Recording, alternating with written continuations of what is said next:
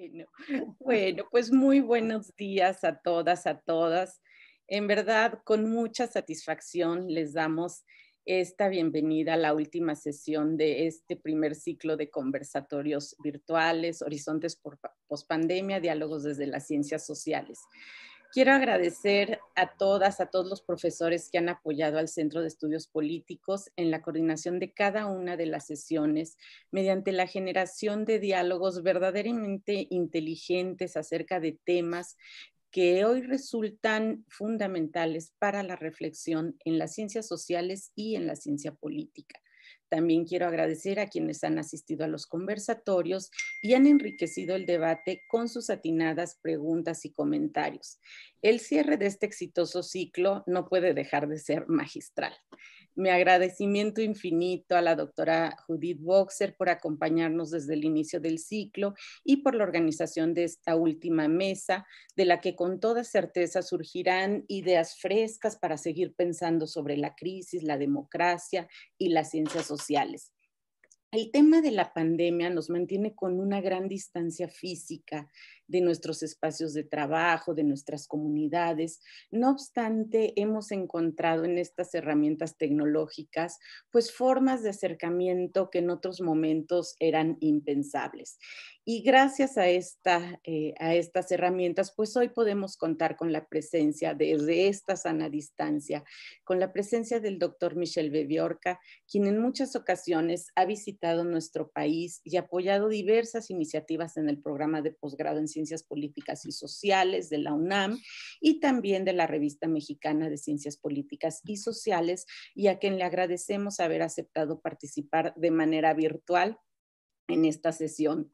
El doctor Michel Viviorca es sociólogo, doctor en literatura y humanidades, presidió la Asociación Internacional de Sociología de 2006 a 2010 y dirigió el Centro de Análisis de Intervención Sociológica de 1993 a 2009.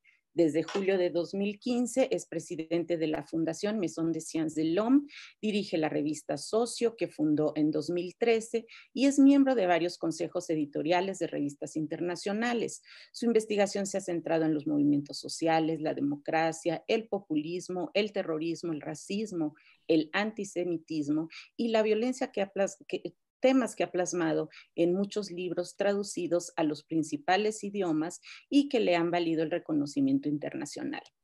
Entre sus obras más recientes se encuentran Con Farad Koskorvar, Los judíos musulmanes y la República, en 2017, Ciencias Humanas y Ciencias Sociales Francesas a escala europea y mundial, informa el señor Thierry Mandon, secretario de Estado de Educación Superior e Investigación, de 2017, ha coordinado los libros Antirracistas y Frente al Mal, y el más reciente en francés, Por una democracia de combate. Bienvenido, Michel, y muchas gracias por acompañarnos.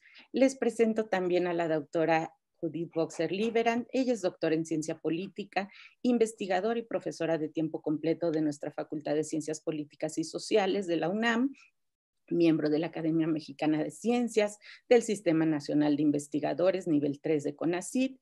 Actualmente es directora editora de la Revista Mexicana de Ciencias Políticas y Sociales y coeditora de la serie Jewish Identities in a Changing World de Brill Editorial House. Desde 2013 ha sido distinguida con el nombramiento de Distinguished Visitor Professor de la Universidad Hebrea de Jerusalén.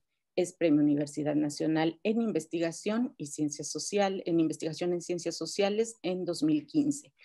Entre sus principales líneas de investigación se ha desplegado alrededor de la cuestión nacional, la modernidad, su impacto sobre la condición judía, identidades colectivas y procesos de globalización, procesos de discriminación, antisemitismo, multiculturalismo, globalización, transnacionalismo. Cuenta con una amplia obra publicada entre la que destacan, bueno, varios libros, okay, muchos libros que le hemos leído y sigue escribiendo mucho. Yo nada más les quiero platicar la dinámica de este encuentro. Estamos proponiendo unas rondas de conversaciones, 10, 15 minutos por participante. Van a hacer ellos primero un planteamiento global sobre el tema de la crisis y después irán ellos conversando sobre temas de globalización, desglobalización, democracia, desdemocratización y abriremos después de la segunda ronda el conversatorio, el chat de este conversatorio para que quienes nos acompañan puedan ingresar también sus dudas, sus comentarios y le demos paso también a las respuestas de parte de nuestros ponentes. Les doy la más cordial, les reitero la más cordial bienvenida. Adelante, adelante Judith y adelante Michelle. Bueno, muchas gracias. Realmente quiero agradecer. Es una iniciativa espléndida que ha tenido el Centro de Estudios Políticos. Agradezco mucho, Luzma, la organización de este evento, también la inquietud y el compromiso que ha tenido nuestra facultad por estar presente en este momento de tanta incertidumbre. Yo quiero hacer explícito mi agradecimiento y mi reconocimiento a quien es un muy querido colega y amigo desde hace ya muchos años y que hemos tenido la oportunidad de colaborar. Pensaba yo hace un rato que desde encuentros que hubo tanto en México como en París, el apoyo sin lugar incondicional a la revista mexicana que en su momento, su nueva época inició con el Manifiesto para las Ciencias Sociales de Michel Biebiorca y Craig Calhoun, y que nos ha permitido realmente avanzar en algo que compartimos, creo yo, y es la necesidad de hacer todos los esfuerzos que podamos para entender nuestra realidad, estudiar los escenarios posibles del mañana. Creo que este es un estímulo, es un desafío a nuestro quehacer. Y esta pandemia que ha confirmado no solamente, la pertinencia de nuestras ciencias, sino también el caro precio de su relegamiento a formas instrumentales y utilitarias exclusivamente. Y en este sentido, creo que con Michelle compartimos el que quienes nos dedicamos a investigar y a pensar el mundo social en toda su diversidad, en estos momentos estamos llamados a explicar, a comprender, a interpretar y orientar también cursos de acción, sobre todo en un mundo cuya característica es la complejidad, la variabilidad, las ambivalencias, también las contradicciones, y creo que esto es un llamado, obviamente, al conocimiento científico. Decíamos en una oportunidad previa, sobre todo cuando estábamos enfrentando este momento tan difícil, el inicio, que es un momento extraordinario que no podemos ignorarlo,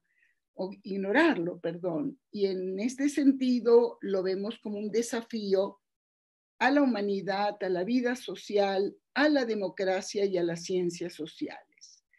He optado por una definición, un acercamiento en términos de una constelación de múltiples crisis que se sobreponen y traslapan y que parecen anudar en ellas, involucrar todas las dimensiones que de algún modo constituyen el parámetro temático y conceptual que hoy vamos a abordar. Es una experiencia planetaria, es simultánea, es intercomunicada, por lo menos desde marzo de este año, y también es desigual en su impacto, en sus implicaciones y en sus desafíos.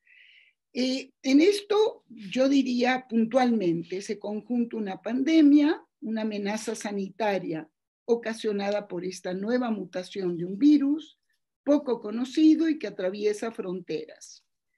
Una crisis económica, agudas manifestaciones de restricción y desempleo, la prognosis de una recesión mundial, política, tanto nacional como internacional, en las alianzas y en la redefinición de muchas reglas del juego, social sobre todo, y en un momento me detendré, al exhibir las desigualdades desde su impacto, su percepción, sus posibles consecuencias, en lo que compete también a las certezas de pertenencia, las identidades colectivas, y en este sentido es también social y cultural e individual, ya que nos impone una experiencia directa en las normas de aislamiento, en las que sin el otro buscamos la seguridad. Creo que esto marca una nueva subjetividad.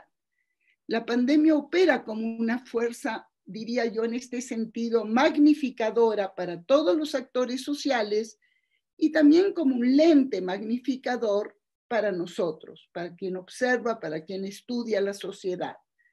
Como fuerza magnificadora, refuerza tendencias y procesos que venían dándose y también genera situaciones contingentes que desvían el curso de acción de lo que venía dándose.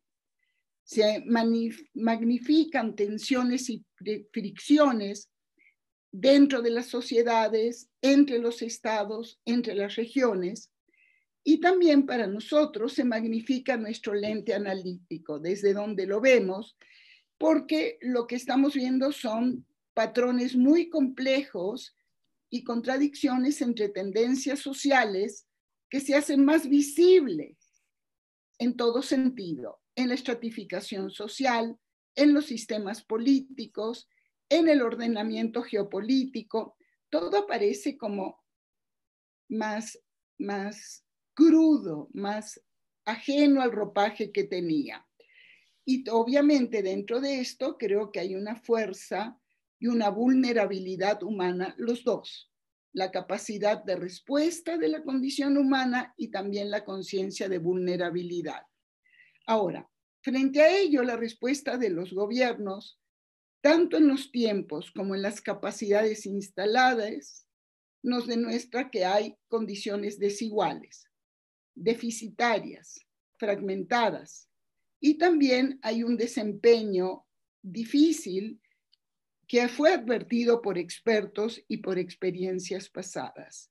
Quien atienda cuáles han sido los diagnósticos a lo largo de los últimos años puede ver en efecto que había una advertencia de esta crisis y tal vez lo que he encontrado como un llamado desesperado ha sido un artículo que en el año, y miren ustedes, estoy señalando ya en el 2005, decía, el tiempo se acorta. Quien lo publicó entonces es el encargado del laboratorio de epidemiología de un centro importante, el que tiene la Universidad de Minnesota. El tiempo se nos acorta, no nos estamos preparando para la próxima pandemia, no tendremos un perdón frente a las atenciones tanto de corto como de largo plazo. Y entonces lo que vimos precisamente es tanto a nivel nacional como a nivel internacional, los cuerpos que pudieron y debieron ser advertidos, toda esa ecología amplia de salud, de organismos internacionales se vio paralizada. Y entonces en un tiempo muy corto, esta es una impresión que en todo caso yo quiero destacar, se desataron miedos, incertidumbres y riesgos a escala mundial. Y estos han puesto a prueba varios, diría yo, ejes. Uno, la cohesión social. Y el otro, la globalización, los procesos de globalización, que sabemos que son de diferente naturaleza y dimensión. Son económicos, son políticos, son culturales, son tecnológicos y hay una gran, y obviamente económicos, como señalé, y hay una interdependencia e influencia entre todos. Entonces, cuando hoy hablamos de una crisis económica, no podemos desatender el impacto de crisis social. Y cuando hablamos de crisis social, no podemos desatender las respuestas y este reordenamiento político. Esta interdependencia queda muy marcada y obviamente con todos los logros, o sea, es una doble característica. por una parte han sido procesos desiguales y han tenido un impacto también contradictorio. Por la otra, es el momento que se abrió la interconexión entre países, economías, sociedades, colaboración entre las ciencias, circulación de culturas y bienes, de tecnología y de conocimiento, de movilidad humana, y al tiempo que se daba esta apertura, se daban profundos procesos de exclusión. Y aquí, de exclusión de los beneficios de toda esta apertura. Y aquí realmente tenemos grandes interrogantes conceptuales que creo que en este momento no podemos, iremos, yo espero que iremos a lo largo de nuestro desarrollo abordando, ¿correcto? Porque hoy, en toda esta capacidad, vamos a decir, lo que vemos es nuevos picos de nacionalismo. Esto es, respuestas cerradas, respuestas que no logran apostar a beneficiarse de toda aquella interconexión. Yo diría que hemos visto a los diferentes gobiernos que tratan de responder a corto plazo con un perfil propio a un aislado, y al tiempo que estas mismas respuestas, si ustedes quieren, caóticas en la individualidad, ha generado un gran descrédito en muchas de las sociedades. O sea, cuando digo esto es que los gobiernos y los estados sean cerrados en socialización, información, en la exportación de bienes, en obviamente el tema de la información compartida, la marginación de organizaciones. Y esto ha sido inclusive en los países nórdicos, ciertamente Europa, ciertamente Estados Unidos. O sea que aquí lo que tenemos es que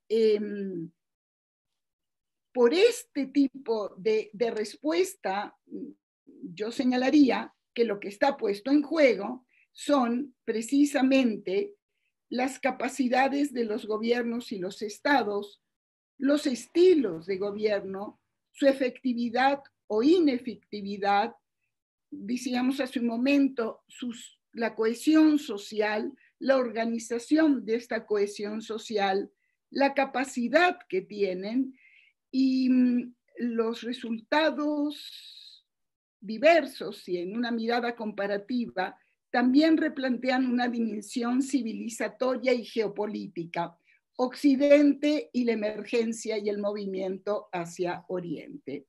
Ahora, quisiera yo, en respeto a esto que nos pedías de 10 a 15 minutos, tomar unos 2-3 minutos más para cubrir estos 15 primero.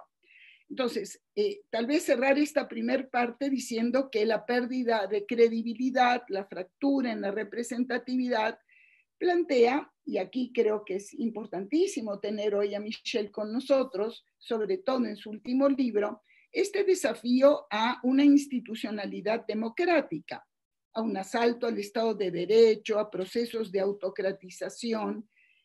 Tenemos los procesos de todos los índices que señalan cómo ha habido un incremento de democracias electorales y un decrecimiento en las últimas décadas. Y hay, obviamente, creo yo, un punto central aquí, y esto fue definido, me parece muy apropiadamente, como el COVID como el gran desequilibrador, o sea, básicamente sería el concepto de Great Equalizer, o sea, todo lo que pudo hacer en las diferentes dimensiones hasta ahora, y tendremos posibilidad de abordar también, los aspectos positivos, es intensificar la desigualdad económica, social, cultural, y en este sentido, tal vez algo que me preocupa y lo quiero compartir con ustedes porque es global, es regional y es nacional.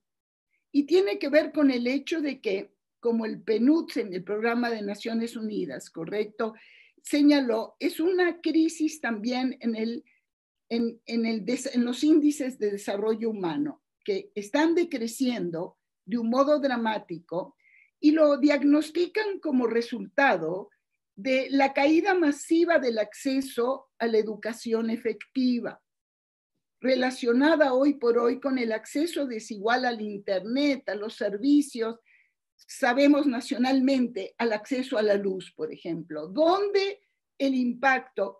Porque hay sectores, precisamente los interconectados, donde la posibilidad de un desarrollo más intenso se ha fortalecido.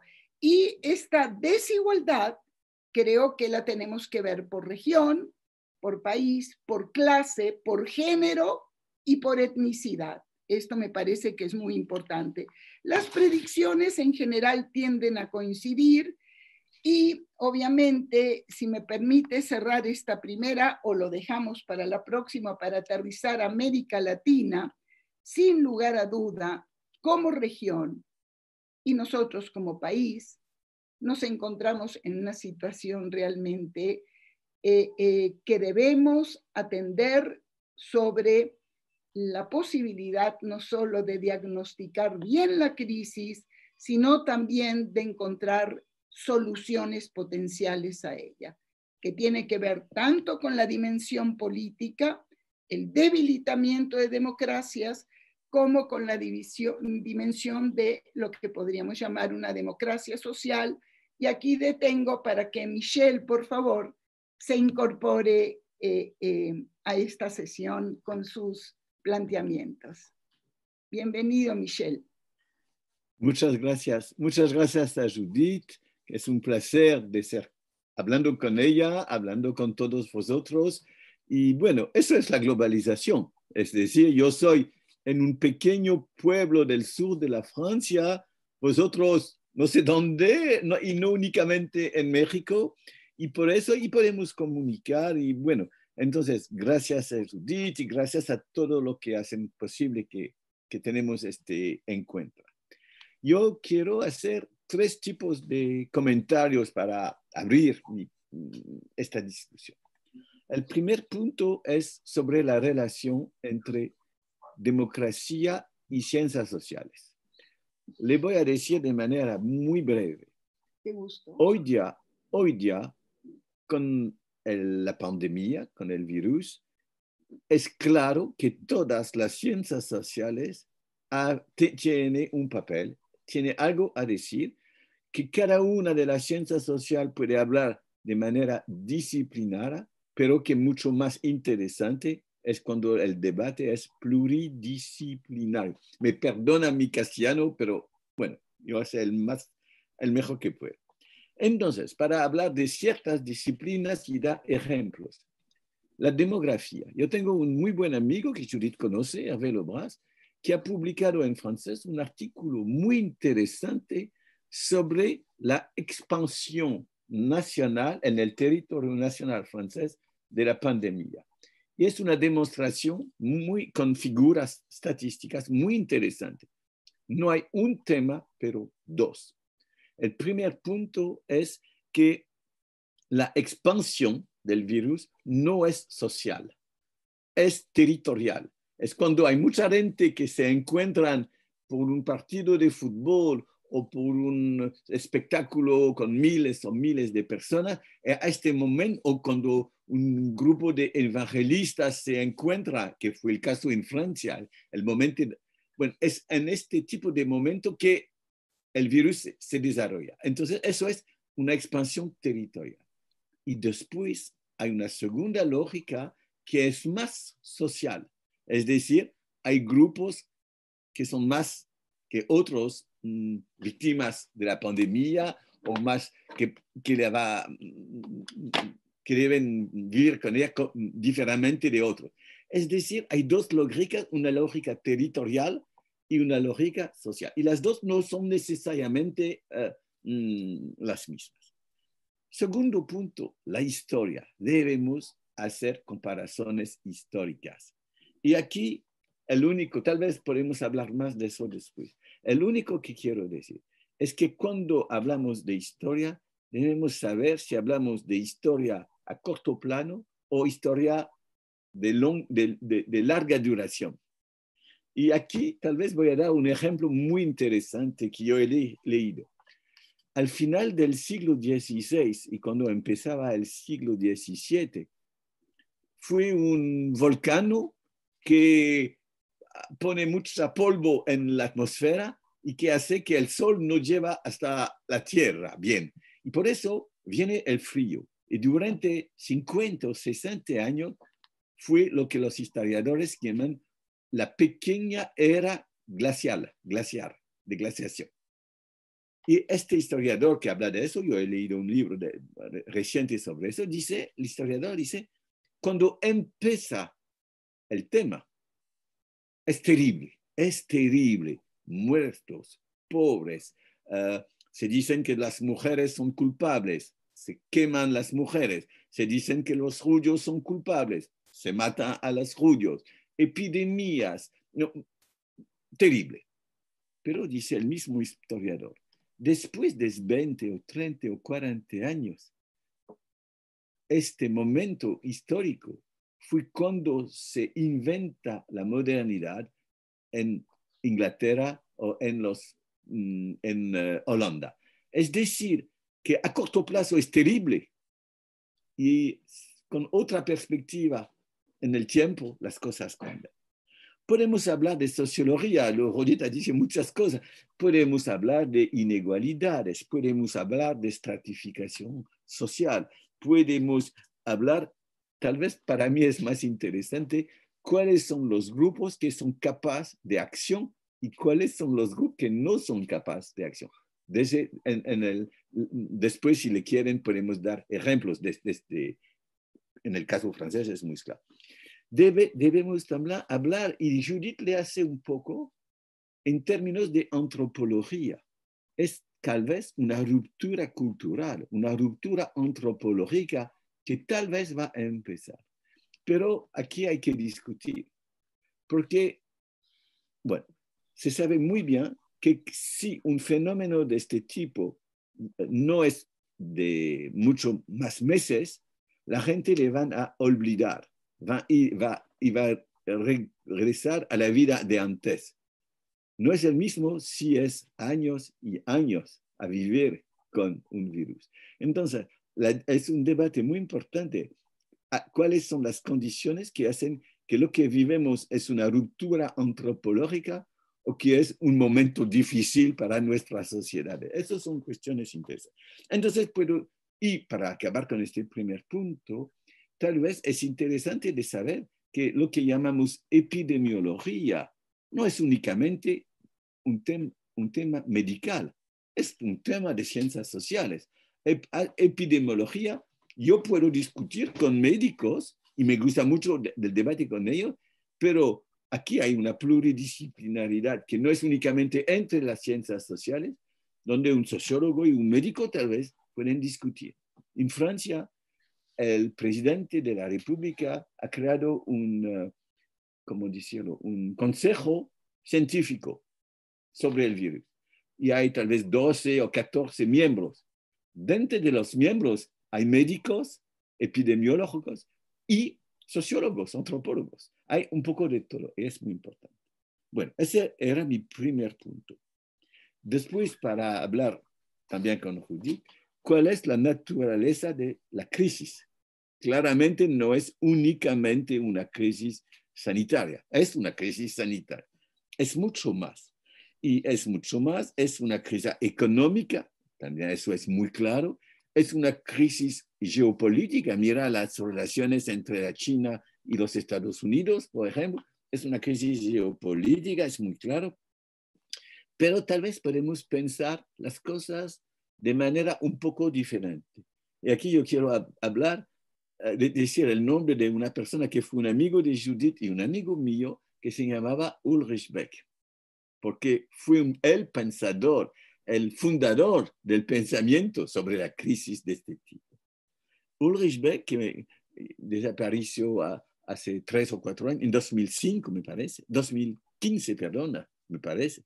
Ulrich Beck dice, estamos en un nuevo mundo donde debemos tomar en cuenta que hay probabilidades fuertes que hay otras crisis, otros problemas. un día es una epidemia o una pandemia, otro día es el terrorismo, otro día es una catástrofe nuclear, etc. Y si pensamos como él, que es la era del riesgo y de las catástrofes, entonces tal vez lo que debemos tomar en cuenta no es únicamente la pandemia, es el hecho que hoy ya, de manera diferente de en el pasado, sabemos que vivimos con el riesgo. Voy a hacer una pequeñita comparación. En Francia, y tal vez en otros países, en los años 50 y 60, por lo menos 2 veces, fue una terrible epidemia de, se dice gripe, la gripe, no sé cómo se dice. La gripe, sí. La gripe, terrible, terrible. Muchos muertos, tal vez el mismo número de muertos de la gripe en los años 50 que hoy ya con la pandemia si se trata de. Pero la gente no piensa en términos de riesgo, en términos de otro tipo de sociedad. Eso era un momento difícil y nada más. Hoy ya debemos pensar de manera diferente el riesgo y el cambio del mundo. Entonces es por eso que tal vez debemos considerar que lo que pasa no es únicamente más que una crisis sanitaria, es un momento donde todo el mundo debe pensar de manera diferente y empezar a pensar de manera diferente. Y mi tercer punto es para discutir con Judith, con lo que ella ha dicho. Claramente, esta crisis modifica cosas de tan muchas maneras que, bueno, por ejemplo, primero, ¿hay un problema, Judith? ¿Funciona? ¿Funciona Ya, bien? Sí. ya, perfecto, Claro. sí, perdón. Fui yo la que moví algo, perdón. En primer lugar, hoy ya entramos totalmente en la era de Internet. No es algo nuevo que empieza, no, estamos totalmente. El trabajo, la educación y tal vez podemos hablar de los sistemas universitarios que van a ser totalmente modificados. Por ejemplo, en los Estados Unidos hay muchas universidades que no pueden funcionar porque no hay un peligro de un lado y no hay más los estudiantes que quieren pagar lo que se paga para estudiar en Harvard o en Berkeley, claramente. Entonces, el sistema va a cambiar. Bueno, hay los cambios culturales que Judith ha dicho, los cambios geopolíticos, no únicamente China y, bueno, y lo que me llama la atención, y yo no quiero hablar mucho más pero a este nivel, lo que me llama la atención es que los problemas son globales, pero las respuestas son mucho más nacionales, o las no respuestas, para decirlo. Es decir, hay pocas respuestas de fuerte nivel internacional o global, pocas. Hay esfuerzos con las organizaciones de la salud, claro, y hay aquí o allá esfuerzos, por ejemplo, a un nivel regional. El caso de la Europa es muy interesante.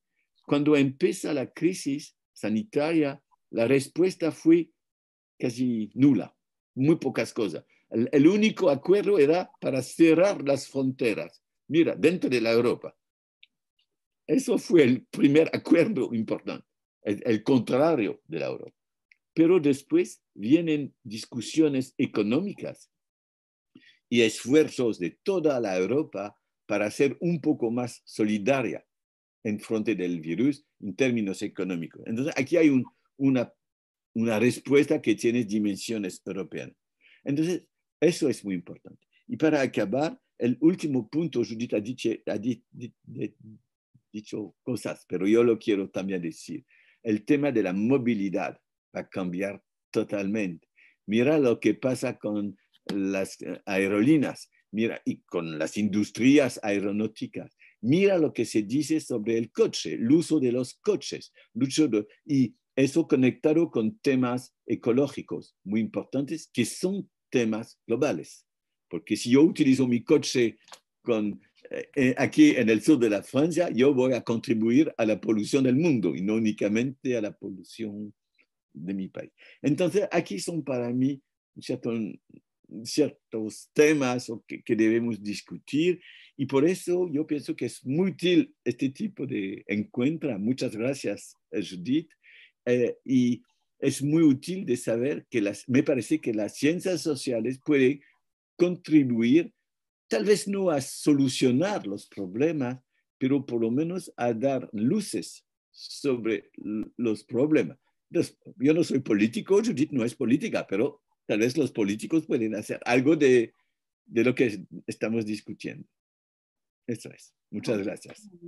Muy bien, mira, no sé, Luzma, si tú quieres decir algo, pero me parece que toda planeación o estructura previa de los bloques, etcétera, hubiese puesto más, a lo mejor, una referencia paralela, y esto nos da la posibilidad de un diálogo, de una conversación y respuesta. Yo pienso que, claro, porque yo estoy totalmente de acuerdo contigo, Michelle, de que la dimensión de cómo concebimos la historia en el corto, mediano y largo plazo también va acompañada por cómo concebimos las dimensiones de análisis. Estamos en un micro, meso o macro, y va a depender, y aquí creo que es lo más atractivo de un diálogo interdisciplinario, de traer la antropología, la demografía, la sociología, la psicología, o sea, todo aquello que redefina cuáles son estas dimensiones. La primera, la historia. Sin lugar a duda, el corto, mediano y largo plazo es fundamental. Si tú prestas atención, muchísimo de la producción que ha habido hoy por hoy de análisis de la crisis ha tenido o las crisis inmediatas, y entonces, por ejemplo, la crisis del SIDA o la crisis de otro tipo de fenómenos que generaron patrones similares, porque hay poblaciones vulnerables, por ejemplo, todo el tema de la crisis de la obesidad, también interesante pensarlo cuando se asocian o no como realidad o como desviación, pero en todo caso están los grupos vulnerables, quiénes definen y cuáles son los grupos vulnerables. Hay también una intersección entre los reclamos políticos de los grupos, pero también de la sociedad. ¿Quién tiene el conocimiento más autorizado? ¿Quién puede realmente asesorar o definir qué población es vulnerable o no? Que al igual que la pandemia, obviamente la vulnerabilidad de una población o de un grupo poblacional es social, no es solo de la enfermedad, pero lo que también son situaciones que han creado redes, apoyos transnacionales, como fue toda la movilización contra el SIDA, correcto. Pero creo que las diferencias en efecto hoy, y este es un corto plazo, serían básicamente en la rápida expansión, esta conciencia simultánea de un problema global, o sea, no solo que se da globalmente, sino que tenemos absolutamente conciencia de ella. También el hecho de que la cuarentena, el aislamiento social, la distancia física, son todos medidas que han limitado la expansión, pero han generado millones de personas en el desempleo y en situaciones de vulnerabilidad de ese tipo. Y también creo que la fundamental, esto que señalas con lo que sería el mundo digital, la era digital, esta simultaneidad, esta conexión que ha significado el alterar tiempo-espacio, que es producto obviamente de los propios procesos de globalización. Yo voy a referir lo siguiente. Cuando pienso que la incertidumbre que está generando en este nivel, digamos, antropológico, cultural y mirando a la historia, los riesgos de que la gente busque certezas en lo que adecuadamente Brian Turner llamó teodiceas seculares, o sea, todas aquellas ideologías que vienen a explicar quién es el culpable, cómo hay que combatirlo y marginarlo, a qué grupo satanizar. Fíjate, acá hay un patrón recurrente en la historia. Condiciones de crisis generan prejuicios agudos, generan exclusiones, culpabilidad, y ahora lo estamos viendo de un modo, me parece, muy marcado.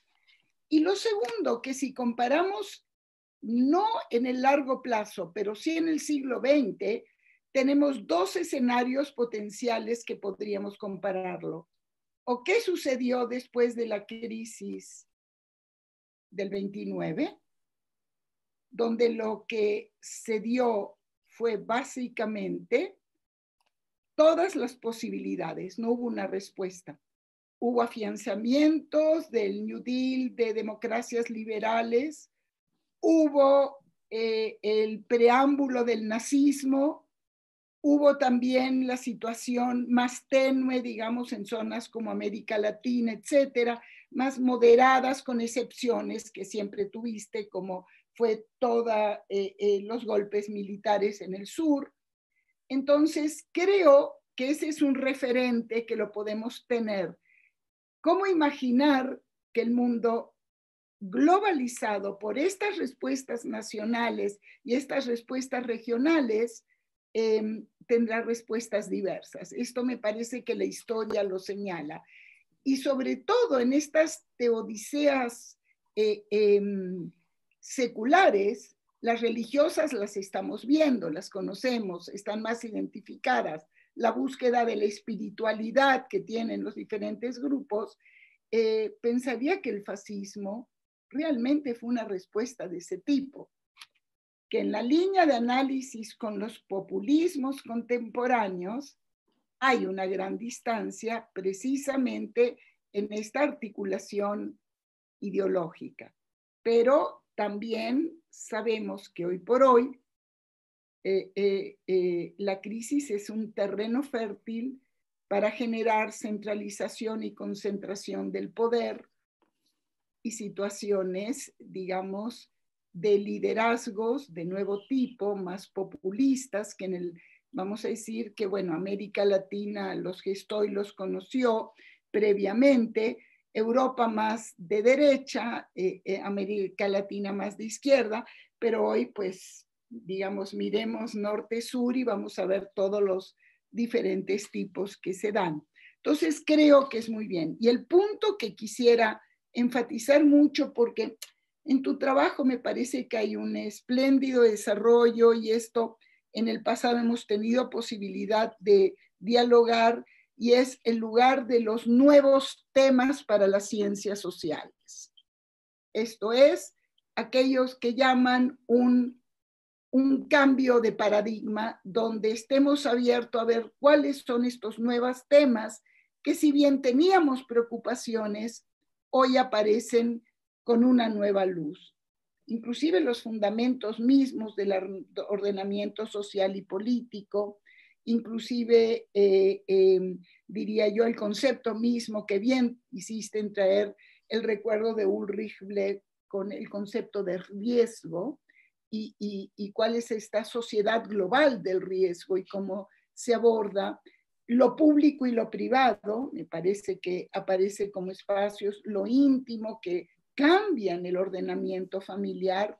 He perdido el registro del tiempo, así que me encantaría que mi querida Luzma nos diga dónde estoy, si alguien tomó el tiempo.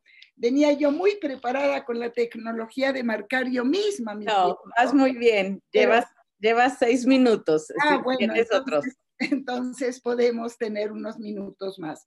Yo creo que este es el tema, digamos, que nos acerca a lo que bien señalas. O sea, no es que la crisis lo creó. Lo que la crisis ha hecho, nuevamente digo, es magnificar con una nueva luz a los principales actores: Estado, sociedad, mercado, cultura y el individuo. Frente a ello, ante estos marcos de articulación, pues sí estamos viendo dónde la ciencia social puede imaginar cuáles son los espacios liminales de nuevos contratos de convivencia colectiva, nuevos contratos sociales, a lo mejor, ¿correcto? ¿Cómo manejamos esta continuidad y esta ruptura? Porque sí pienso que esta apuesta que hicimos a cruzar fronteras disciplinarias, sería lamentable que fuéramos a tener el nacionalismo metodológico, ¿correcto? Regresando a Beck en el sentido de que cada disciplina también quisiera afirmarse, porque no excluiría, ¿sabes qué, querido Michel? No excluiría que las corporaciones científicas quieran afirmar su identidad defendiendo los claustros. Pero bueno, vamos a suponer que el conocimiento nos desafía a cruzar, porque también es cierto que el afirmar a las ciencias sociales lo estamos haciendo en un contexto de un cuestionamiento doble, de climas antiintelectuales, que me parece que lo tenemos que marcar, de cuestionamiento de la ciencia y del intelectual, como si fuese un sector que no produce un conocimiento que tiene materialidad, sino que viviría a expensas de una sociedad. Esto es uno.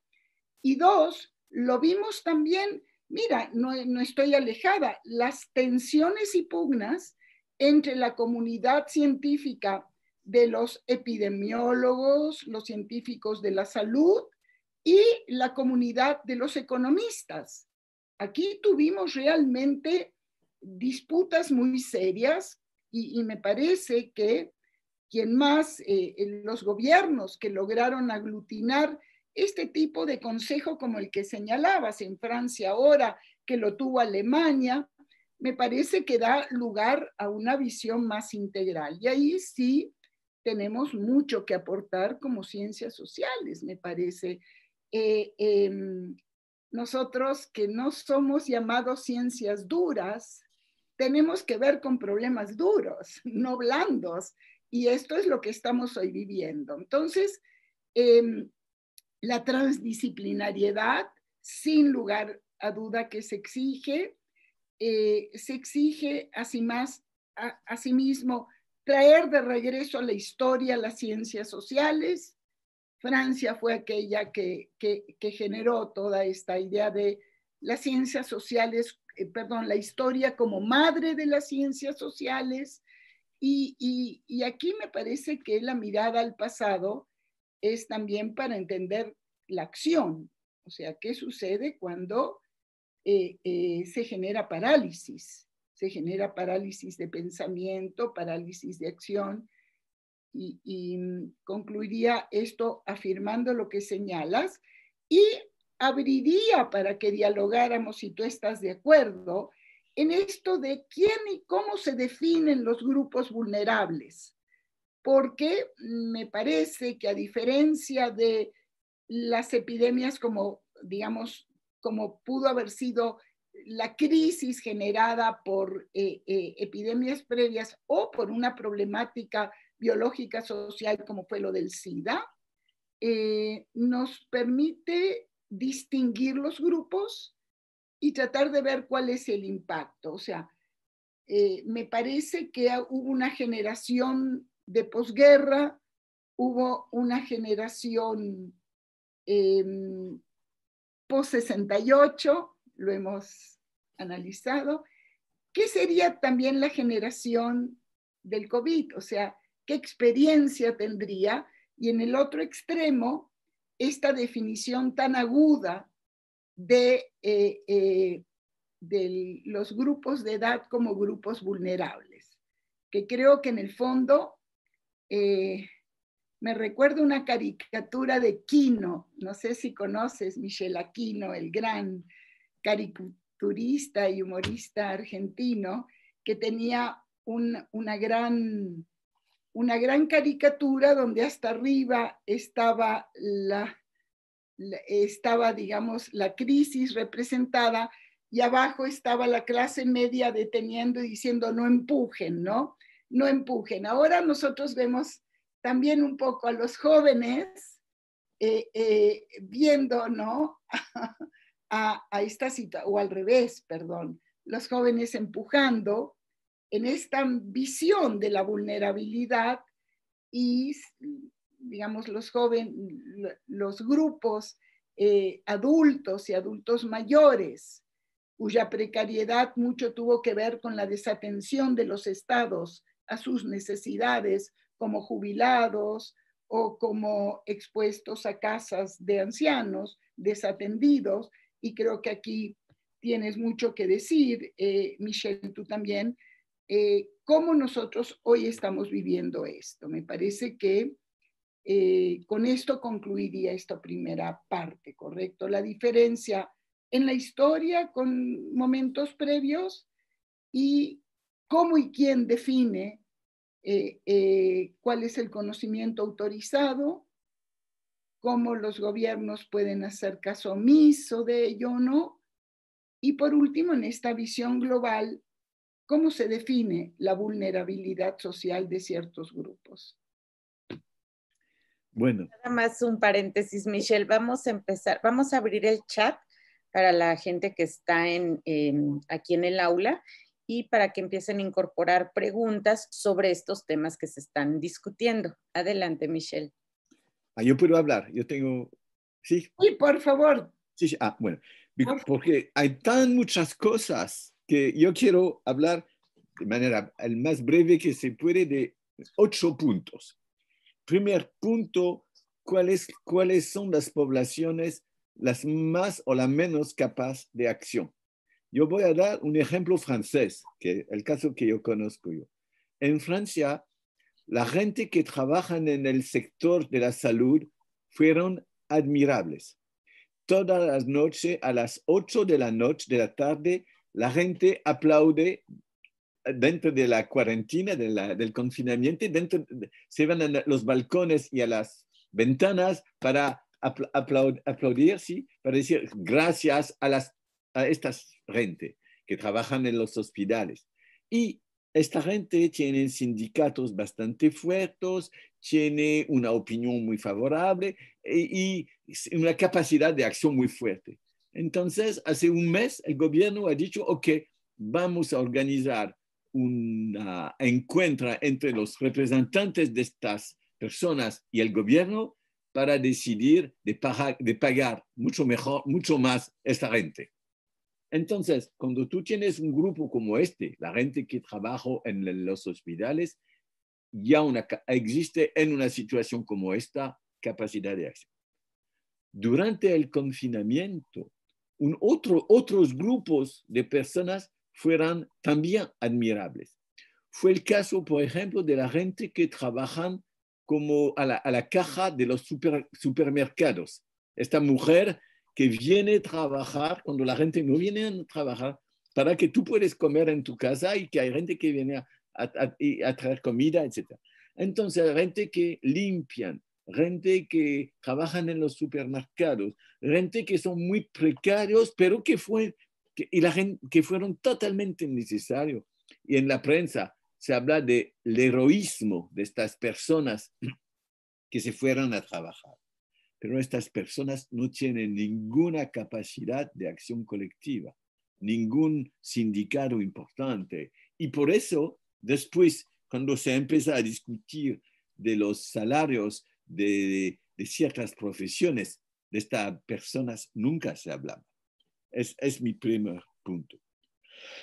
El segundo punto, yo quiero decir que no fuimos hablando, cuando hablamos de globalización, de la ciencia como fenómeno global. La ciencia dura, la medicina, todo lo que tiene algo que ver con la pandemia, es realmente una organización global. Claramente, los científicos se lean.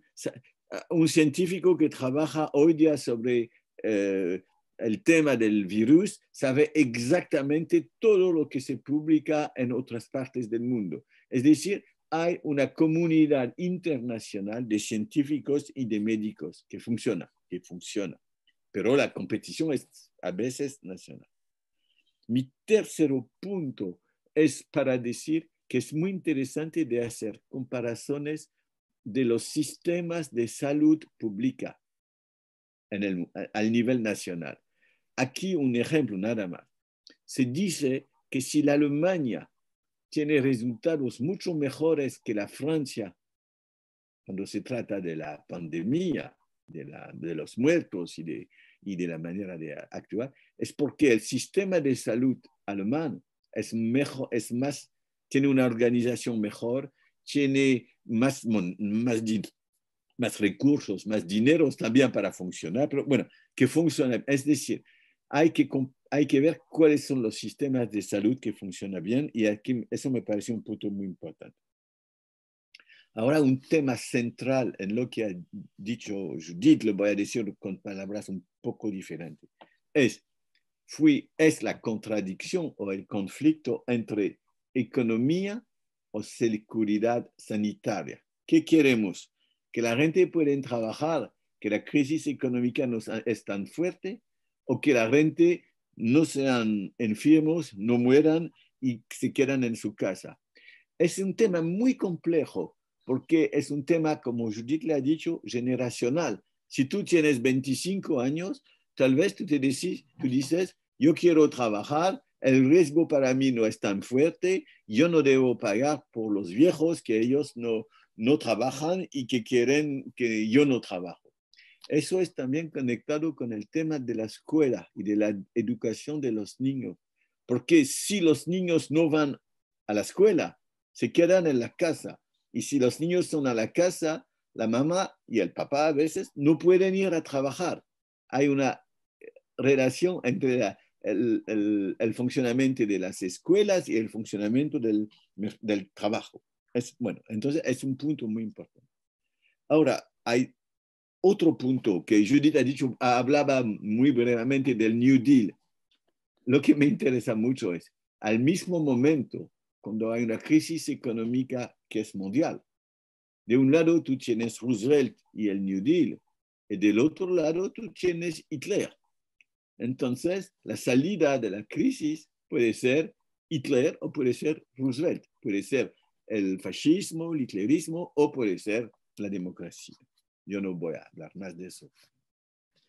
Yo quiero hablar un poco más del tema del populismo, porque aquí hay sorpresas.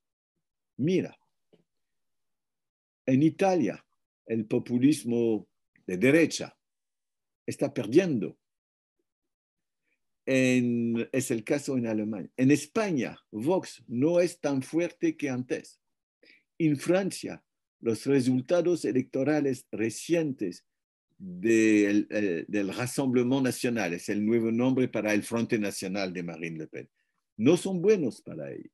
Entonces, mi primer punto es que el populismo no es el resultado necesario, automático de esta situación.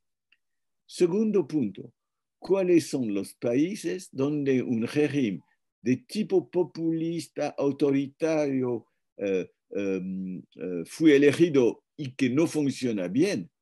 Hay por lo menos el caso de Brasil con Bolsonaro y el caso de los Estados Unidos de Trump. Tal vez Trump no va a ser reelegido por culpa del virus, para hablar de manera un poco breve. Es decir, tal vez, yo no sé, lo que quiero decir es que para el populismo y ciertas formas de nacionalismo, de nacionalpopulismo, y no puedo hablar de México, pero tal vez Judith puede hablar de México, pero tal vez cuando estos regímenes deben hacer algo y demuestran que no son capaces de hacer algo bien, entonces eso no es bien para el populismo y el nacionalismo y estos tipos de movimientos. Entonces, yo no pienso que la crisis va automáticamente producir más populismo, pero lo que la crisis puede producir, eso es para mí absolutamente claro, es más autoritarismo, que no es el mismo. Y eso es en muchos países. En mi país, que es una democracia que funciona más o menos bien, por ejemplo, hay hoy las leyes de excepción, las mensuras de excepción, se transforman en leyes ordinarias. Es decir, sin hablar mucho, el gobierno crea más y más poder del Ejecutivo y menos poder de la justicia y del legislativo. Es decir, eso es, la tendencia a más autoritarismo, sí. Populismo, yo no estoy seguro. Yo tengo dos otros puntos y, bueno, Judith, tú tienes absolutamente razón. Con la crisis hay dos cosas que cambian. Debemos pensar de manera diferente y debemos pensar a otras cosas que las cosas que son las cosas ordinarias antes. Es decir, es pensar diferente y pensar a otras cosas que estas. Y mi último punto es sobre lo que tú has dicho sobre el anti-intelectualismo. Y yo voy a decir dos palabras sobre el anti-intelectualismo cuando se trata de nuestras disciplinas, las ciencias sociales. Las dictaduras, los fascismos, los regímenes totalitarios no quieren las ciencias sociales, pero a veces le dejan existir si son instrumentos del poder. Con Hitler hay muchos especialistas de antropología, por ejemplo, para demostrar la superioridad de la raza pura, etc. Entonces, estos regímenes pueden aceptar ciencias sociales si son instrumentos, pero nada más. Los regímenes que son hiperliberales, como fue el caso en Japón, los que son democracia, dicen las ciencias sociales no son útiles, cuesta mucho dinero para nada. Es mucho más interesante de poner dinero para los veterinarios o para educar veterinarios o para médicos, etc., que para sociólogos, historiadores, etc. Entonces, aquí el tema es el costo y no es útil. Y hay un tercer problema que yo vivo en mi país y que existe en muchos otros países, que no es anti-intelectualismo dictatorial o de tipo hiperliberal, es el hecho, la idea que las ciencias sociales no deben ser autónomas, no deben ser libres, que es la burocracia de Estado o el poder económico o el poder político que deben decidir de qué se trata. Yo le vivo muy, muy fuertemente en mi país, en Francia, donde lo que tiene el poder burocrático, administrativo, dicen a las ciencias sociales lo que debe ser el futuro de estas disciplinas. Entonces, hay muchas maneras diferentes de desarrollar un antiintelectualismo al nivel del poder, que sea el poder económico o el poder político. Bueno, esos son comentarios sobre lo que Judith ha dicho, que me llama la atención. Muy bien. No sé, Luzma, tú dirás cómo procede. Vamos bien. A ver, les platico, hay un intento de intromisión, no un intento, se metieron al chat, entonces lo estamos bloqueando y yo lo que les sugiero es, lástima que no podamos hacer el diálogo con la gente que esté en el aula, pero hemos bloqueado el chat por esta intromisión que detectamos. Entonces, ustedes sigan con la conversación, sigamos con los temas que ustedes están tejiendo y vámonos así. Wow, que no sé cómo procede, intromisiones que están molestando, que están... Eso. Sí, hay un hackeo que ya detectaron, entonces, pero bloqueamos el chat para que no siga. Claro, sí, es un poco siguiendo lo que decía Michelle, que las ciencias sociales pueden ser incómodas, ¿correcto? Y en ese sentido, pues no sé de dónde pueda venir. Yo creo que los puntos que has planteado, Michelle, porque vamos intercalando ellos, me parece que quisiera yo también referir a ello. Sí estamos de acuerdo. Yo diría que el riesgo, en efecto, no es lo mismo populismo que autoritarismo, y nosotros lo que tenemos hoy es, por una parte, lo que mucho en Europa están llamando más autocratización, ¿correcto? Estas formas de debilitar, la institucionalidad democrática, el Estado de Derecho.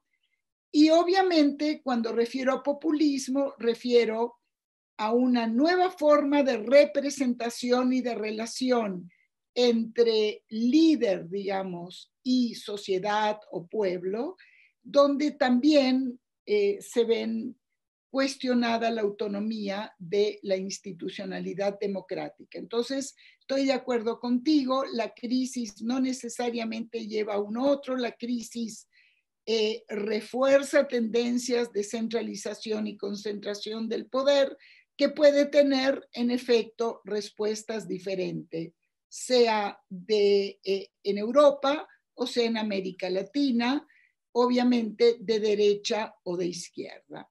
En este sentido, yo creo que lo que estamos viendo nosotros desde las ciencias sociales es la preocupación, el desafío de liderazgos autocráticos que se atribuyen una eficacia frente a lo que sería el manejo de la crisis.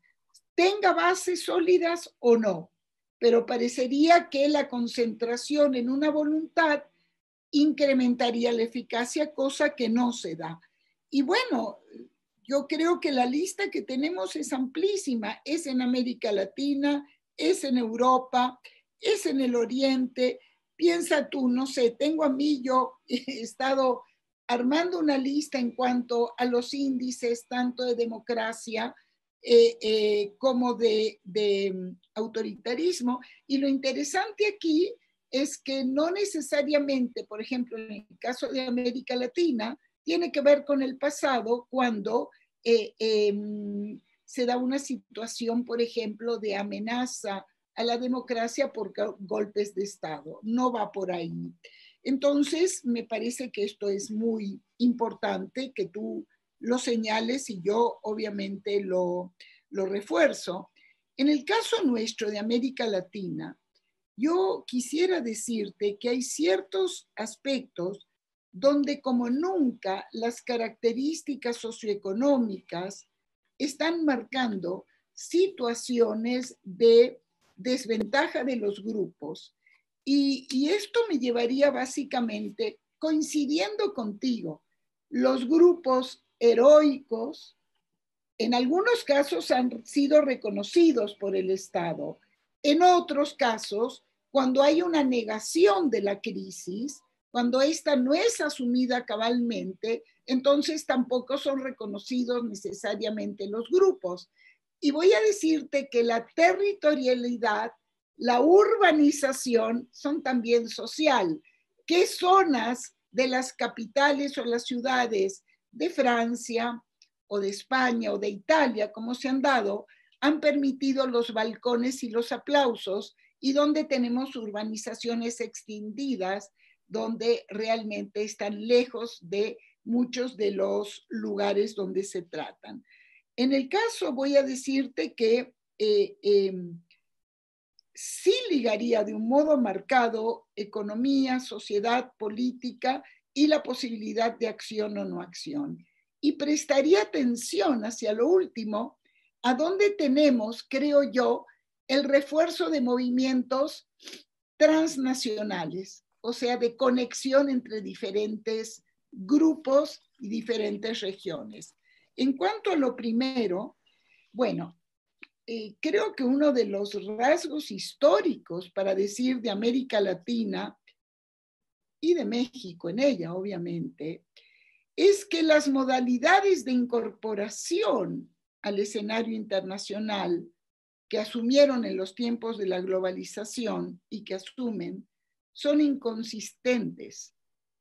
Por una parte son esperanzadas, por otra parte son contradictorias, hay modificaciones radicales y esto abre de un modo diferenciado y muy intenso ciclos de oportunidades políticas y de conflictos sociales, de democratización, pero de crisis económica que debilita lo primero, Y entonces tenemos signos positivos y signos negativos. Hoy los datos para América Latina se ha dado por el Banco Mundial, se ha dado por la OCDE, se ha dado por las diferentes instancias, digamos, que tienen una visión global, y en algunas de ellas América Latina no está distinguida, está puesta dentro de los países, digamos, con economías en desarrollo frágiles, ¿correcto? La situación es muy diferente, y también las respuestas políticas son diferentes. Para América Latina, si tú comparas con Europa y con Estados Unidos, el Producto Interno Bruto en el 2019, antes, correcto, del inicio de esto, era solo de un 0.1%.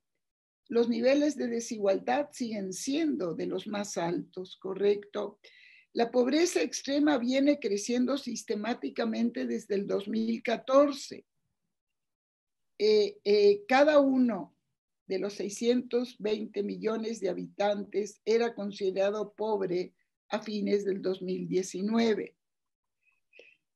Puedo seguir con estos datos. Si voy a aterrizo, obviamente que lo que tú bien señalas, este binomio entre prevención sanitaria o economía, aislamiento, parálisis o atender las necesidades, es diferente.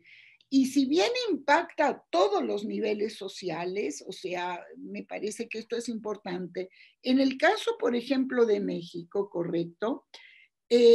Más allá de lo que se prevé como caída del Producto Interno Bruto, yo te diría que el sector informal, por ejemplo, que da cuenta del 55% de los empleos, o sea, más de 30 millones de personas, están tremendamente afectados, Claro. muy afectado, y sin embargo, debido al aumento de desempleo, está en riesgo de seguir ampliándose. Esto me parece que no lo podemos perder de vista. Y más de casi el 60% de la población informal, que son más de 17 millones de personas, tienen un alto riesgo de perder en este binomio que bien recuerdas entre sanidad, prevención sanitaria y economía. Bueno, esto hace el incremento de la tasa de desempleo, la marginación, una configuración que sin lugar a duda nos permite, nos exige volver a ver cuáles son los grupos reconocidos, cuáles son los grupos que tienen capacidad de acción. Me parece que esto es muy importante. ¿Qué movimientos sociales pueden cruzar las fronteras? Voy a decir que no creo que sea casual, por el contrario. Yo creo que es muy importante ver los movimientos antirracistas. Esto me parece que están cruzando todas las fronteras y bueno, yo también, tú sabes, por mis estudios, etcétera, quisiera ver también de un modo global movimientos que combatan el antisemitismo, que lo vemos emerger de modo diferente en Estados Unidos, que previamente no estaba, los datos e índices de Europa también. Me parece que otro elemento fundamental a ver como movimiento son los movimientos feministas. Esto ha cruzado las fronteras, esto genera una situación una situación realmente de transnacionalismo, donde los actores locales que pueden ser débiles en unos contextos reciben la fuerza precisamente de su conexión internacional. Y aquí, sobre todo, en el caso de situaciones donde no son bien vistos, no son apoyados, no son estimulados, organizaciones autónomas de la sociedad civil. Entonces, aquí creo que coincidimos contigo, ambos, ¿no es cierto?, que hay aquí dilemas que atraviesan, diría yo, ¿no? Este conflicto y se expresa en círculos que se refuerzan. Yo quisiera señalar un punto más en tu planteamiento. Las ciencias sociales, sí, estamos de acuerdo. Estamos de acuerdo. Esto que tú señalas en Francia es muy preocupante, pero no solo se da en Francia, y es cuando burocracias estatales llamadas a reforzar realmente, como lo han hecho, el conocimiento con una densidad institucional, como es el caso de México, que no lo tuvo otros países de América Latina, en universidades, en apoyos, en sistemas de beca, etcétera. Tenemos que ver con cuidado que no sea parte de una tendencia donde son burocracias estatales que puedan influir, digamos, o limitar esto en condiciones de crisis económica. Yo creo que todos sabemos que nuestros estudiantes, como bien dices, en Francia, en México, en todos lados, están muy preocupados porque en este mundo global la circulación, el poder salir a estudiar fuera, el poder recibir estudiantes que vienen aquí, nuestra experiencia en la UNAM es única y poder recibir profesores como te hemos recibido a ti o ir allá a este diálogo, me parece que situaciones de crisis lo amenazan, también las respuestas políticas. Un último punto para seguir, porque entiendo que no vamos a tener preguntas. Dije la territorialidad de lo urbano, me pareció muy importante. Y me parece también muy importante, Michelle, que marquemos lo que yo comencé a decir y tú lo retomaste, y es que en efecto, después de la crisis del 29 tuvimos todas las respuestas posibles, todas, y en este sentido tenemos que estar alerta que hoy también pueden darse. A mí me pareció particularmente importante hablar de estas, llamé retomando a Turner, teodiceas seculares, o sea, cuando hay respuestas que buscan encontrar un culpable y se puede aislar, satanizar a un grupo y se puede atacar, generar discursos de intolerancia. Esto me parece que es un riesgo que históricamente se han dado y que nosotros tendríamos que ver, por ejemplo, como ciencias sociales, la transnacionalización del prejuicio. Es como un paquete, un package deal, ¿correcto? Con muchos movimientos vienen también prejuicios que se transnacionalizan. Yo creo que la posibilidad de ver también las polarizaciones, Estados Unidos, Europa, Estados Unidos, China, este gran tensión que se está dando, Medio Oriente, que ha sido más impactado dentro de toda su inestabilidad política por la situación económica, porque los trabajadores tuvieron que regresar. Pensemos también, no solo en esa zona, pensemos nosotros aquí en México, qué sucede con medidas antiinmigratorias que supone también desocupación en el norte, o sea, los dos generan que se limiten las remesas a México. O sea, si lo que estoy diciendo, refiriendo a lo que señalas, tus 8 puntos los podemos casi decir que son 8 más 8. Lo estamos viendo, disecando, y tal vez lo que yo más he querido enfatizar en este momento, en esta intervención, es que es esta interrelación. O sea que por más que digamos que hay una gran fragmentación en el mundo hoy y respuestas nacionales aisladas, por otro lado, nosotros seguimos en un mundo donde estas dimensiones están interrelacionadas. Y esta incorporación de la cultura dentro de las ciencias sociales, de la antropología, esto que muchas veces esta división, historia por un lado, ciencias sociales por el otro, antropología tiene consecuencias muy serias, porque pensamos de un modo, digamos, un modo institucional de ordenamiento, lo que es una realidad fluida, ¿correcto? Esto es lo que yo quisiera señalar y estoy abierta a que a lo mejor en esta parte que tenemos abordemos hacia las conclusiones que pudieran generar nuestro diálogo, imaginando qué nos preguntarían nuestros alumnos y nuestros colegas, ¿no? ¿Qué crees tú, Michelle, que te preguntarían en esta conversación en Francia? Y yo luego te voy a decir qué creo que nos preguntarían aquí. Sí, Luzma. A ver, déjenme hacer un paréntesis. Miren, logramos rescatar unas 3 preguntitas que creo que vale la pena que antes de este ejercicio de imaginación, que se las lea para que vean por dónde estaban planteando. A ver, tenemos en YouTube al profesor Ulises Cortés, que pregunta al doctor Viviorca sobre el sentido de la violencia en la constitución del sujeto, de qué modo cambia o continúa en el contexto actual. Y hay otras preguntas que nos hace la doctora Carla Valverde. ¿Dialogan los métodos productivos con las medidas sanitarias exigidas para la reapertura económica? Se refirieron a otras crisis, algunas económicas, otras epidemiológicas. Sin embargo, se ha dicho que esta crisis del COVID tendrá un impacto devastador. ¿Cuál es su opinión? Y la siguiente es, ¿qué forma de gobierno ha tenido mejor manejo de la crisis?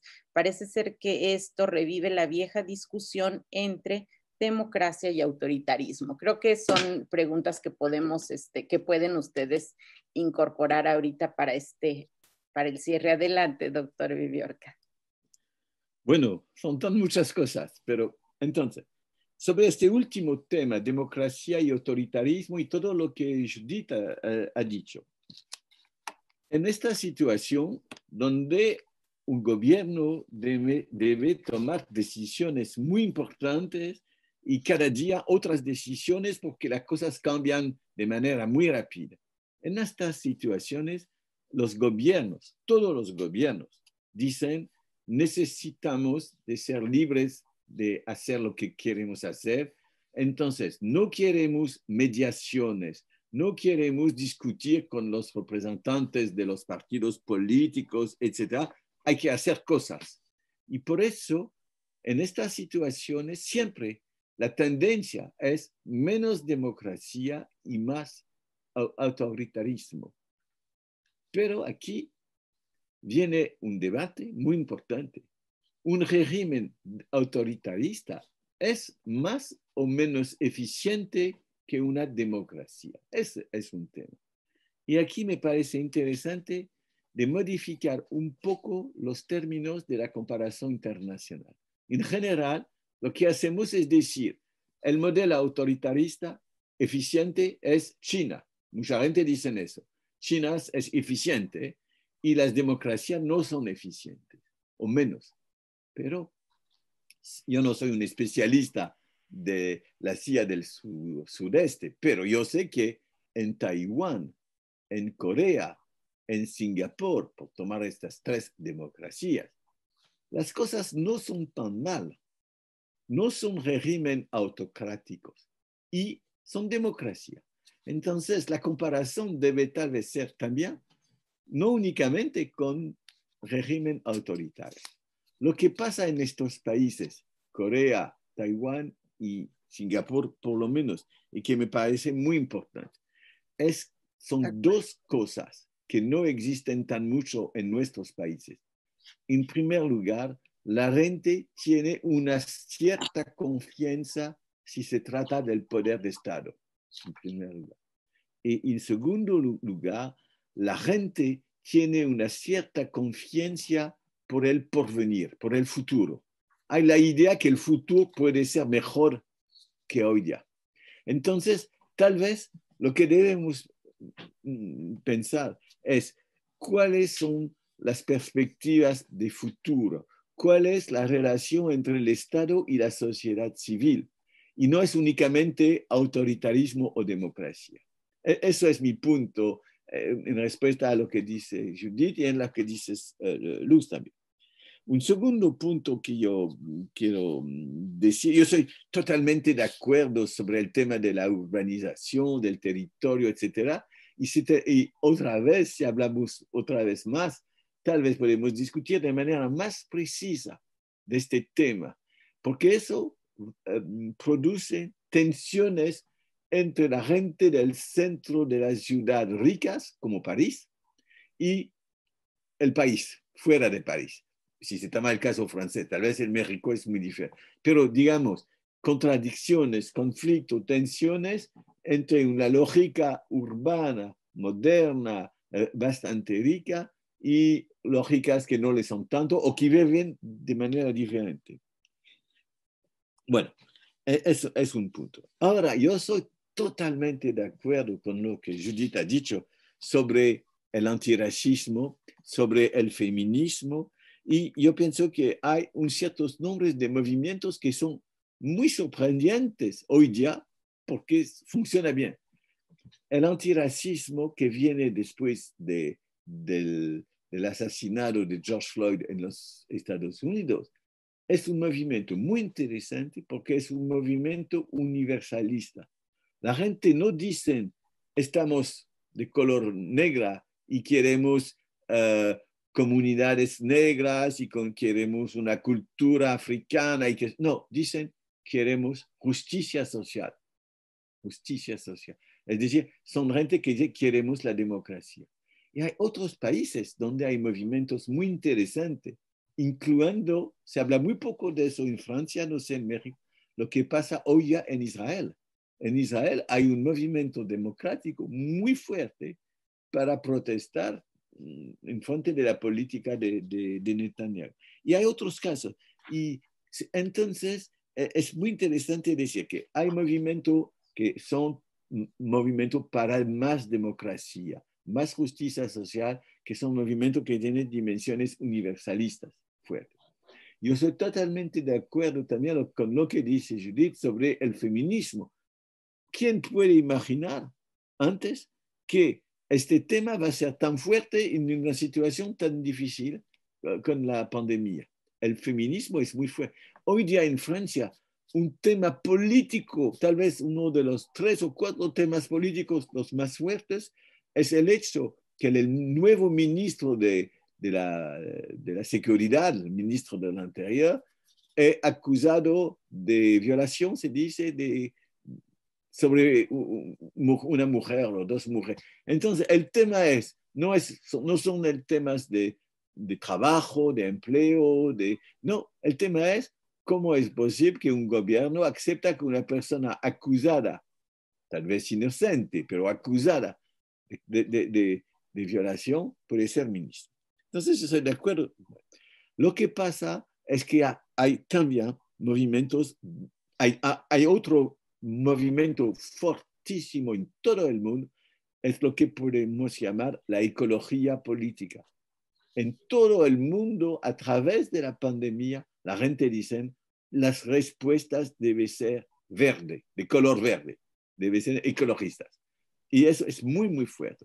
Eso es muy importante, porque si se dice antirracismo, mujeres, ecología, democracia, justicia social, tenemos una imagen de un futuro que puede ser mejor y no peor que antes de la pandemia. Mi último punto, pero hay muchas cosas. Mi último punto es sobre la pregunta sobre la violencia. Lo que me llama más la atención es la crítica de la violencia policial. En muchos países, la crítica de la violencia del Estado. La idea que cuando el Estado utiliza, yo voy a hablar un poco como un científico político que yo no soy, pero la violencia, el Estado tiene en teoría el monopolio del uso legítimo de la fuerza, pero lo que hacen las fuerzas de la policía en muchos casos no es legítimo, no es aceptable. Entonces, si hoy día hay un tema importante sobre la violencia, es el tema de la violencia de la policía.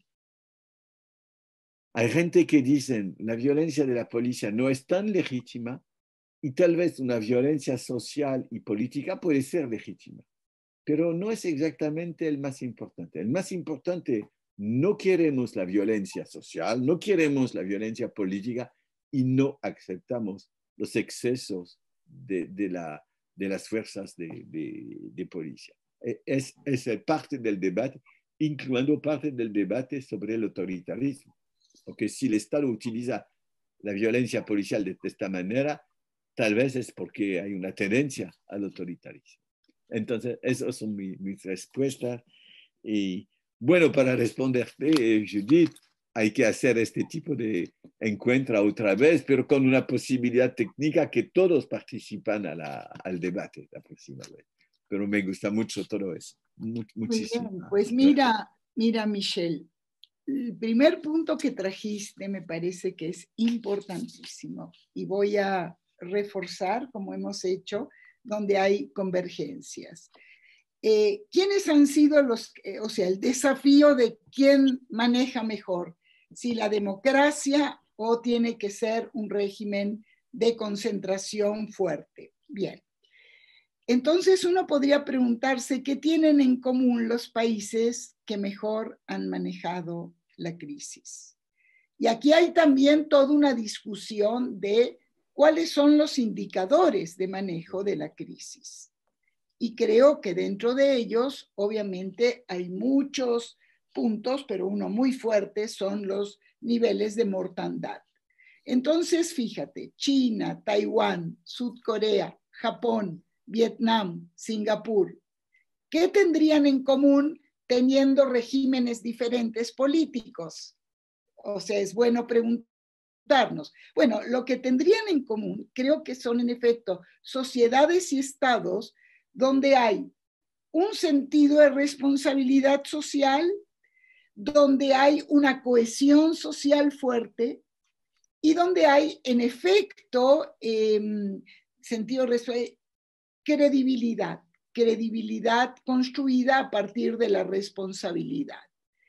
Entonces, lo que aquí tendríamos que, por lo menos en tiempos de crisis, pero también tienen sistemas políticos diferentes. Por ejemplo, los que son democráticos, bien dijiste, Japón, Sudcorea, Taiwán, pero también tienen diferentes niveles de desigualdad. China y Singapur los más altos. Pero todos han tenido cierto impacto cultural que ha generado esta situación de gran responsabilidad también en los manejos de la crisis. Entonces, creo que este es un primer nivel que estamos de acuerdo. No habrá una respuesta única que puede darse. Lo segundo, el tema de cuáles son estos nuevos temas. ¿Qué es esto que llamamos para las ciencias sociales cambios radicales epistémicos, ¿no? O sea, de conocimiento, otra propuesta, otro ver. Y creo que hay aquí algunos que es muy interesantes, siguiendo con cuáles serían para las sociedades que no los han tenido, que en lugar de construir consensos se han generado climas de polarización interna que altera la cohesión social tan necesaria en época de crisis. La pregunta sería, ¿cuáles serían las instancias, los procesos, los espacios que pueden reconstituir credibilidad y confianza? ¿Cómo pueden fortalecerse o debilitarse en estos escenarios post-crisis? Esto me parece que es muy importante y aquí se asocia obviamente también con la violencia. La violencia física, tú bien señalas, la represión policial de los cuerpos llamados a cuidarnos, ¿no? La ciudadanía se ve mucho más frágil, mucho más vulnerable, ¿correcto? Un segundo punto que creo que aparece sería el tema, hablamos nosotros del dilema entre aislamiento sanitario y economía, pero tenemos otro más, que es el tema entre seguridad y libertad, porque muchos de los países que han logrado controlar más la crisis han tenido sistemas de seguimiento y de seguridad tecnológica que pueden llegar a afectar realmente la libertad. Este dilema está presente. Creo que esto es otra cuestión que quisiera. O sea, que la revolución digital, ¿cómo puede generarse para incrementar la comunicación y no solo el control? Esto me parece que ha estado, y creo que en el caso, digamos, de ciertas sociedades, la protesta social ha ido en torno a ello, ¿correcto? Luego, esto que estamos viviendo, a ver, si no podemos salir a ver a nuestros compañeros, si el mundo offline está prohibido, entonces lo que estamos construyendo es una nueva cultura online. Aquí estamos, aquí dialogamos. Me parece excelente que podamos tener otra sesión, y me parece también que invitemos a que los colegas estén con nosotros, que no nos vayan digamos, esto sería muy bueno. Otro tema que nosotros tenemos que ver de mayor desigualdad que va a generar, pero que nosotros, es el tema del trabajo, el home office. O sea, ¿quiénes pueden trabajar en su casa? ¿Qué trabajos? Y quiénes quedan expuestos a no poder hacer esto. Quienes tienen cómo protegerse en un lugar y quienes no lo tienen. Entonces, creo que en este contexto tenemos pues realmente la posibilidad de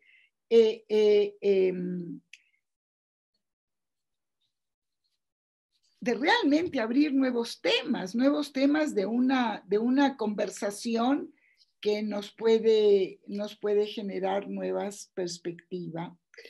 Fíjate, es muy interesante, porque tanto diagnósticos de colegas nuestros que ubicaríamos en una sociología progresista y aquellos que ubicaríamos más en una ciencia social más conservadora y reaccionaria, el acuerdo es total.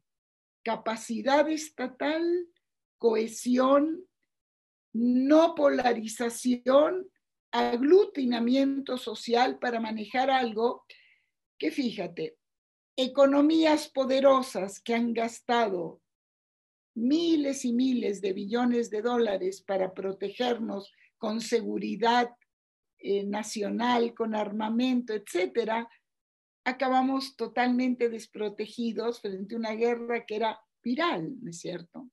Entonces, yo también, Luzma, celebro esta SEC. Yo creo que la facultad ha abierto un espacio, tú en el centro fundamental, y bueno, si ya Michelle nos ha dicho, como en el pasado, con su generosidad, que podemos seguir dialogando, podemos abrir esto y continuar haciéndolo. Claro, claro. Encantados, Entonces, encantados. bueno, muchas gracias a todas, Judith y Luz, y perdona a todos los participantes que no fue posible realmente conversar todo.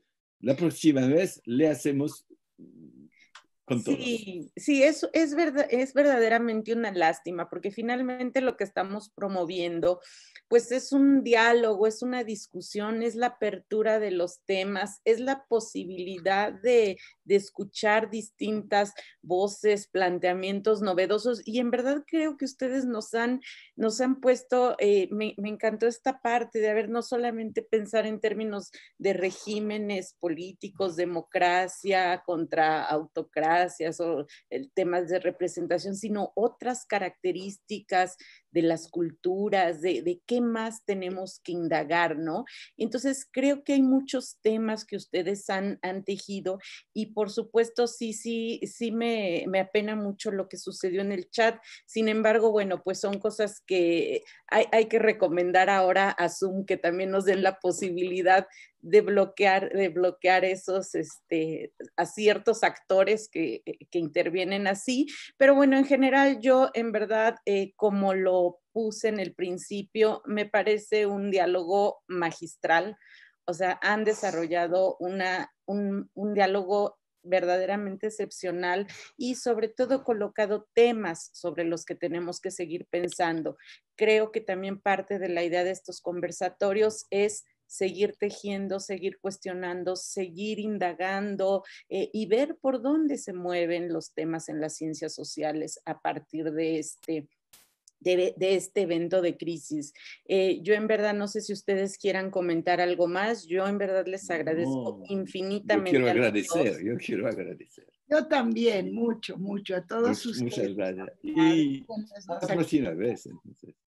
Lo hacemos, la próxima vez garantizamos que quienes nos quieran interrumpir lo hagan con preguntas y no hackeando, correcto. Claro, bien, claro. Gracias. Y hasta luego. Gracias, Michelle, Judith, y a todos nuestros participantes. A la facultad, ¿no? A todos y al centro, a ti. Muchas gracias. Gracias a ustedes. Un beso.